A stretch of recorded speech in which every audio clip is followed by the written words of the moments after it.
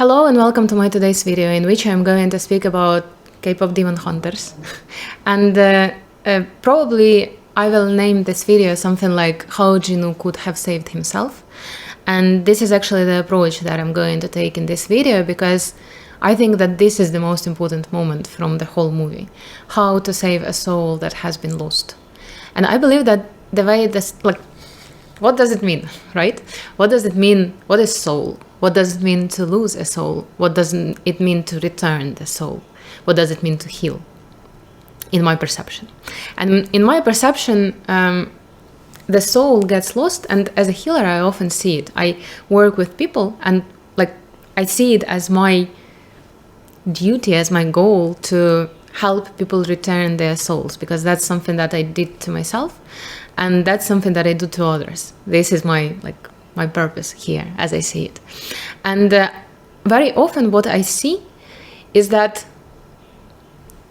for some reason the light is always surrounded with the shadow inside of the person. And I perceive Guima in this movie as our internal shadow, as the voices which we have in our head, as the guilt and the shame and all of the patterns that we have inherited from our lineage, from our parents, all of the patterns that we have inherited from other culture, from our countries, from our surrounding, and everything that is.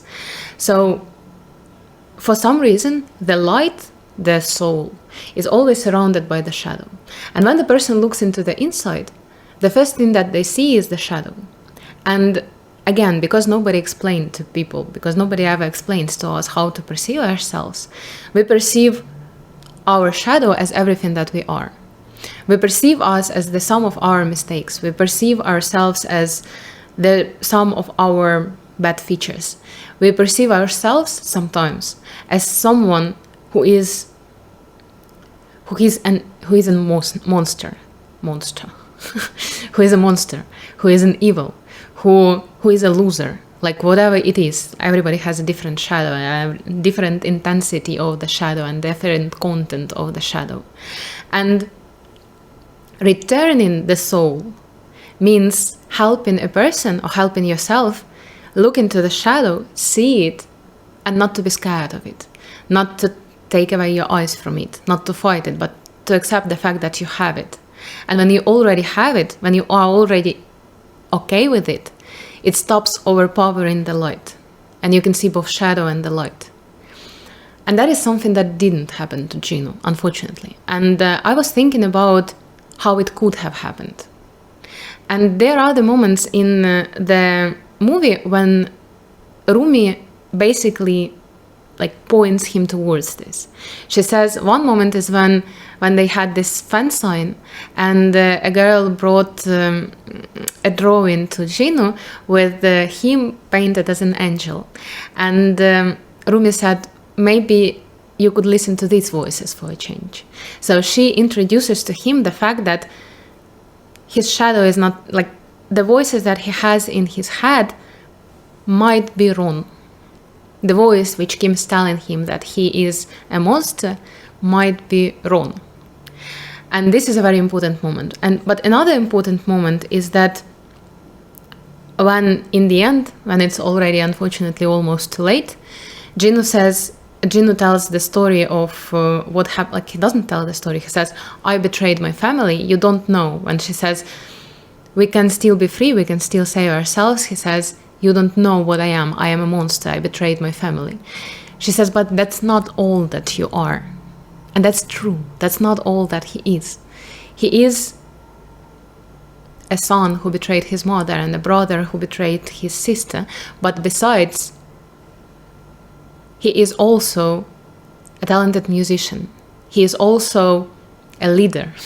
He is also very creative. He is also someone who managed to offer something very unusual and very creative. He is also weirdly reliable. Even though he doesn't seem like a reliable person, he still feels reliable. He is a good father to a crow and a tiger. He is in love. He was in love. That's also what he was. But he couldn't see it because Because it happens sometimes. Because sometimes we look into the inside and only see the shadow. And we believe that all we are is a shadow. But that's not truth. That's never truth. And I remember when I was watching it for the first time, I remember that I started to recall a scene from another series, Netflix series too. It is also Korean.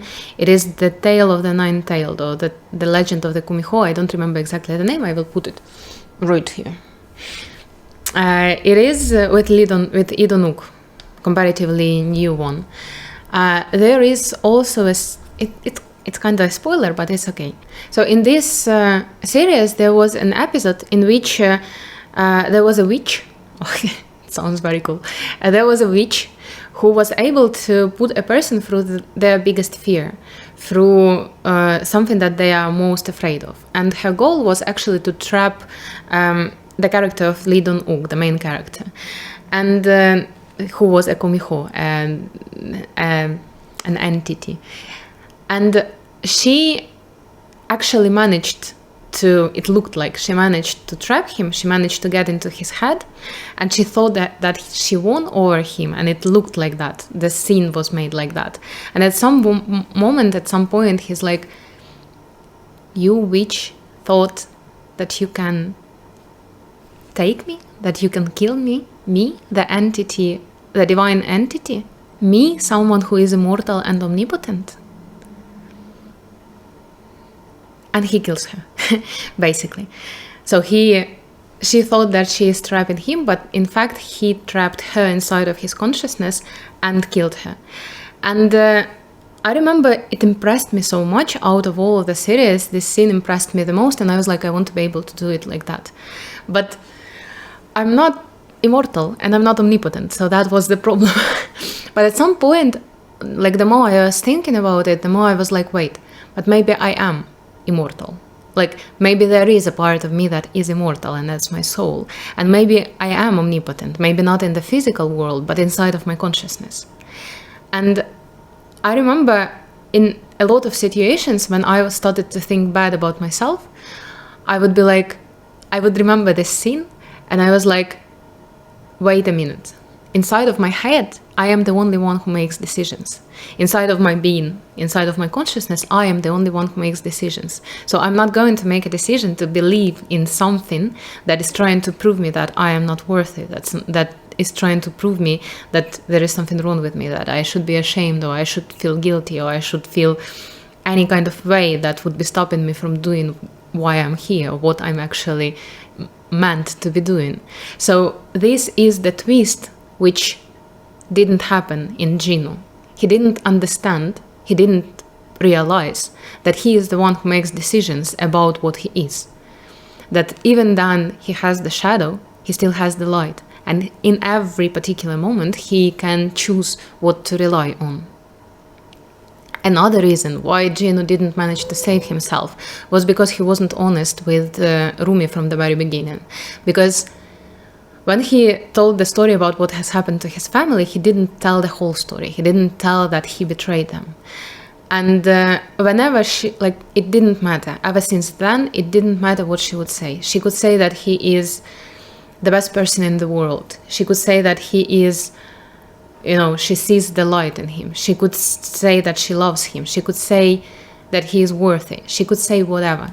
It wouldn't change anything because he blocked this pathway towards believing her. He wouldn't believe her because he didn't tell her the truth.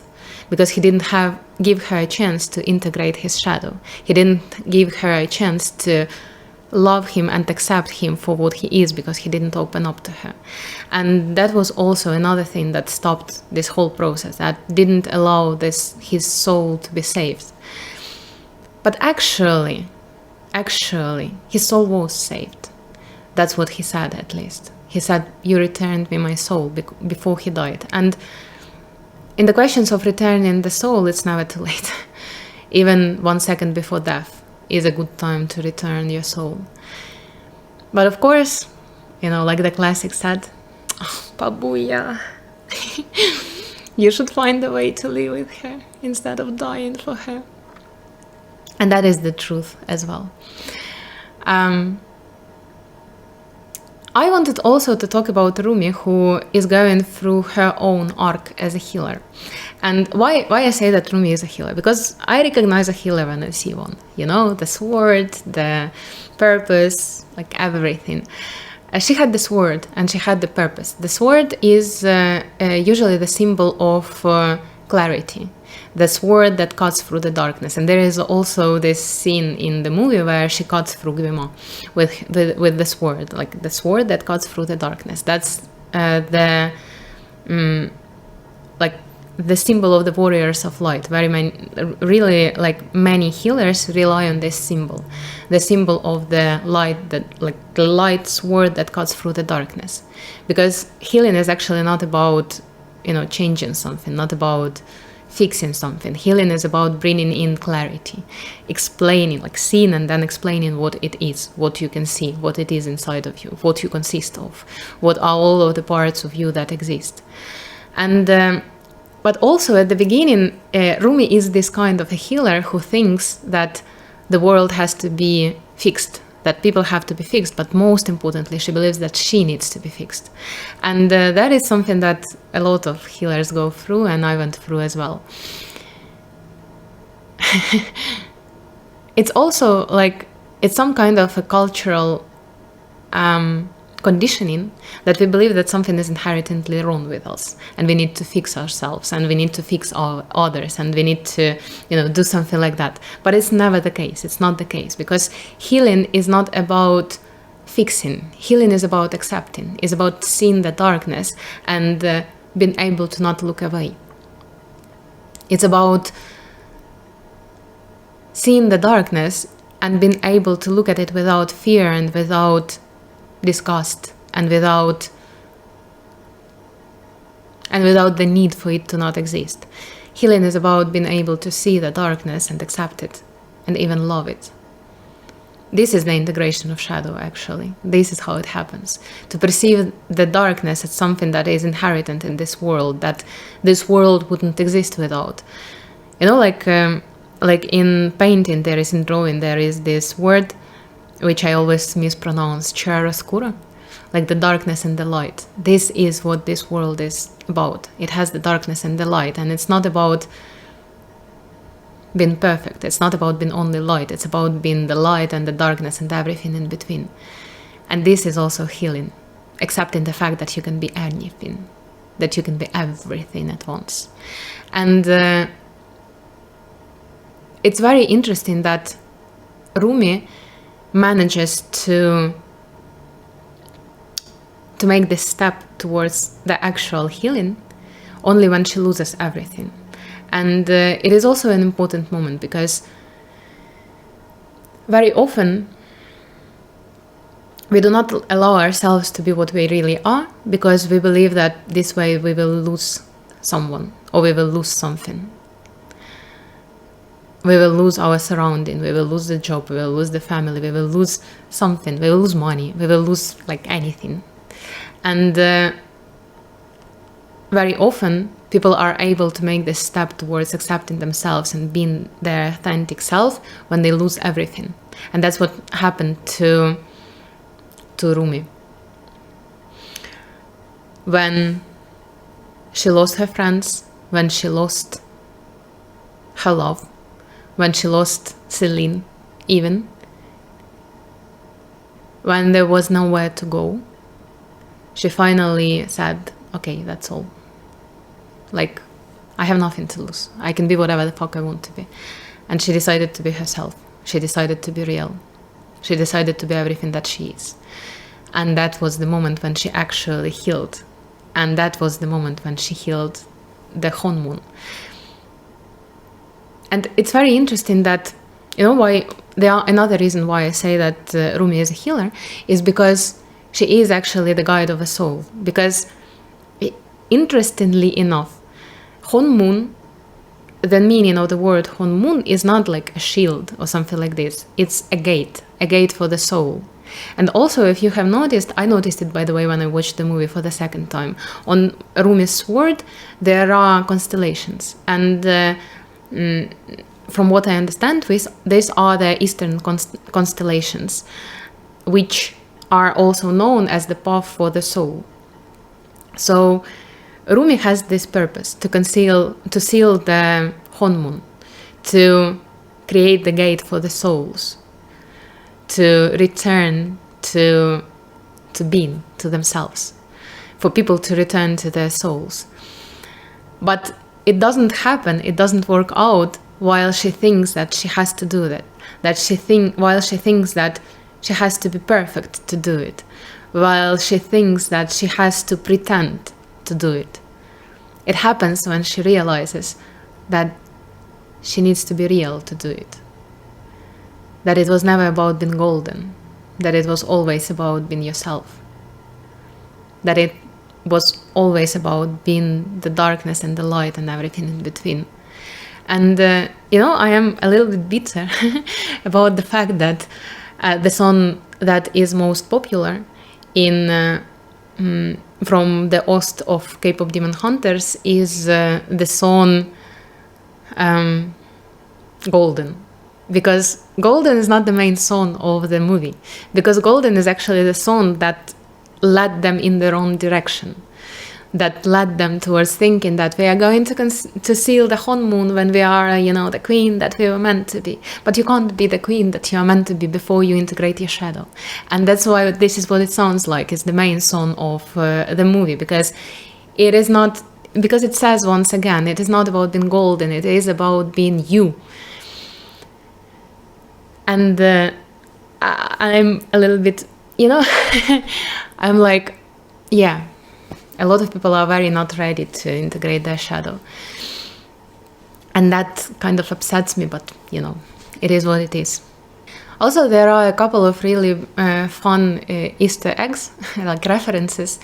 And one of them I have already mentioned, the constellations of the sword, on the sword, that Rumi has. Also, there was a moment, I'm not sure how to interpret it, so I'm just putting it to close it to the end of the video, when Gvima said about Rumi that she has the patterns, but I don't have power over her. And I was thinking about, for some reason this moment seemed important to me, and I was like, I wonder why. Why doesn't he have power over her? And I thought that it's probably because she has a purpose, and the purpose is also a very important moment, a very important thing for the soul, because the soul has a direction in which it moves, and it's the purpose. And the light, the light always moves. The light doesn't. You can't. What is this word? You can't preserve the light. You can't put it in one place and expect it to be there. The light always moves, and the direction of the movement of the light, the direction of the movement of the soul is the purpose, the intention. She had this intention to seal the Honmun, so I think that is why Gyuma didn't have power over her. And I say it also because I feel like my internal, voices of all of the demons started to be much less important and much less loud when I pronounced for myself my purpose. So this is why I think that this is the reason why Gyuma didn't have power over Rumi. Another interesting reference was that the name of her guide was, not guide, her aunt, was Celine.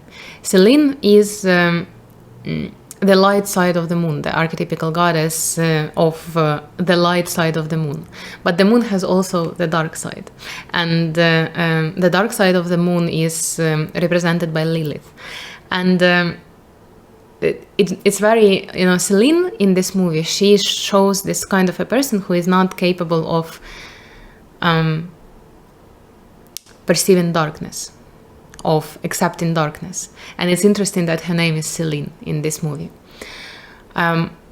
Also, one more interesting reference is the name of Rumi, because I didn't know it until yesterday, but Rumi was actually a philosopher, a Persian philosopher, like ancient Persian philosopher, not a philosopher, probably a poet.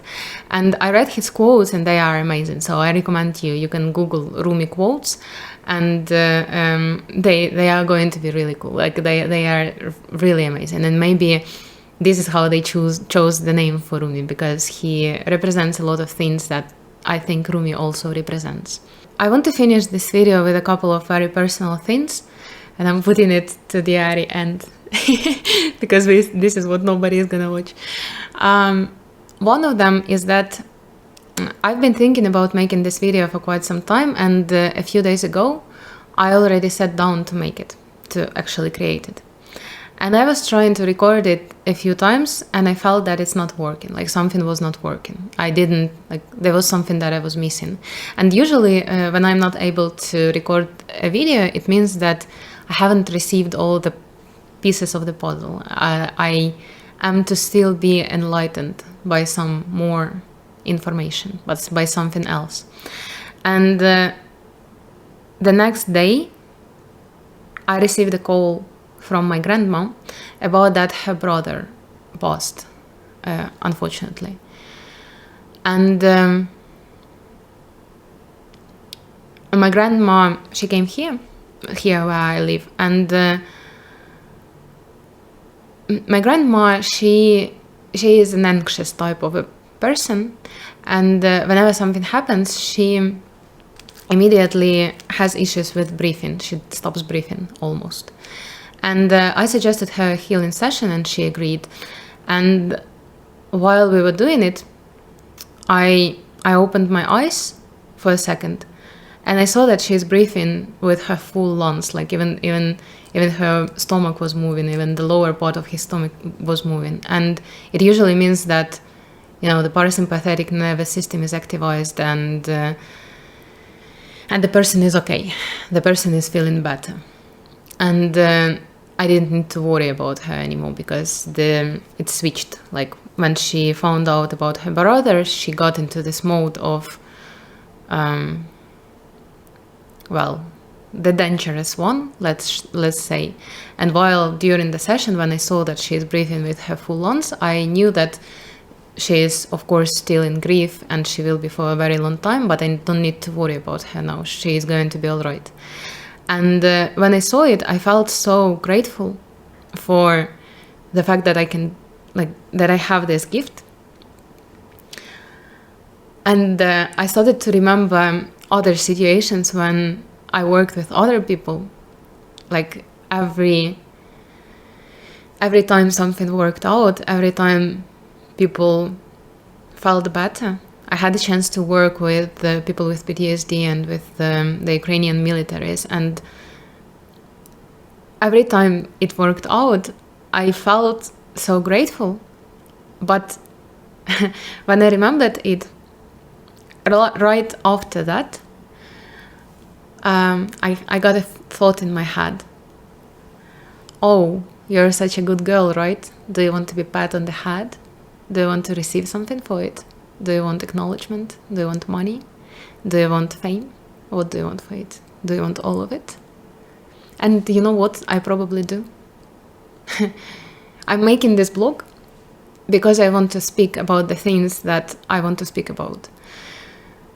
And all the fucking time, I have this voice in my head that says, oh, but you also want fame. You also want to be acknowledged. You want people to say how cool you are, how smart you are, how wise you are, and all of the things that you are, right? And when I heard this voice in my head, I immediately started to think, yeah, I have the shadow and it's bigger than my light. I immediately started to think that my light is not valuable anymore because I have the shadow. But then I stopped myself and I thought, no, you know what? I have the shadow, but I also have the light. And they are both there. And the fact that I have the shadow doesn't dim my light, and I will not allow it to. I will not allow it to. Not this time. I have been allowing it all the time until now, and now I won't. And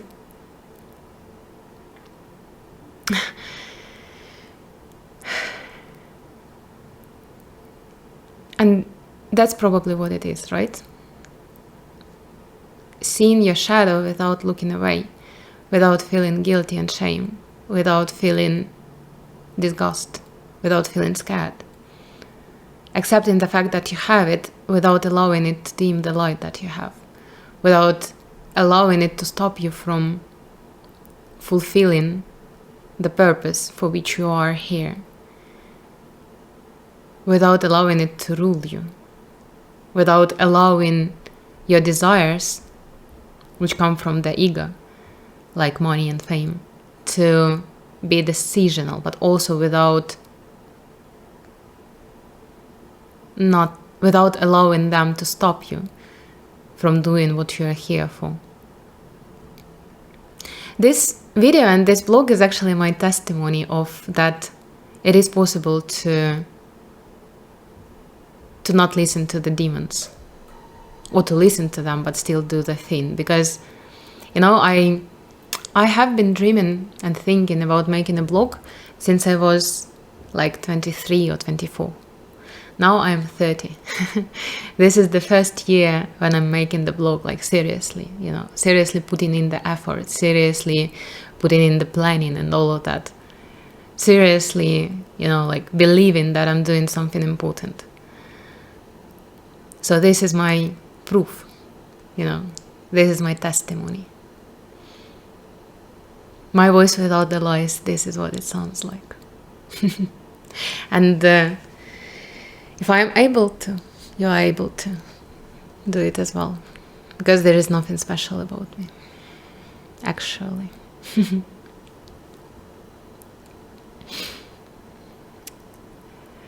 I don't know how to finish this video. Maybe I have finished it already. I didn't even cry, even though I was close to it a couple of times. The eclipse season is right around the corner, by the way. It's like I'm making this video on the 31st of August. The eclipse season starts on the 7th of September and will last until the 21st of September. And the eclipse season is basically the moment when darkness meets the light. And it's usually a wonderful moment, a wonderful period to work on the shadow. And maybe you are watching this video during the eclipse season, which would be perfect actually. And this is my invitation to look into your shadow without fear, to listen to the demons without believing them, to be the angel and the devil, the darkness and the light, the hero and the victim, the everything that you can be, and everything in between. And see what happens. I promise you it's gonna be fun. And I promise you it's gonna be worth it. And my head is about to explode. Oh, shit. So much resistance, you know. But it's okay. As the classic said, the bigger the headache, the better the song. And I will believe him. That's all. Oh my god, that's all. That's finally over. Thank you so much for watching. See you next time. Oh, I'm going to make a video. You know what? I'm going to make an announce. You may subscribe if you don't want to miss the video. I'm going to make a video about shadow work with Min Yoongi, because Yoongi is actually the strongest, the coolest specialist in shadow that I have ever came across. So yeah, if you don't want to miss the video about how to work with your shadow and how to perceive your shadow, you may want to subscribe. Thank you so much for watching and see you next time.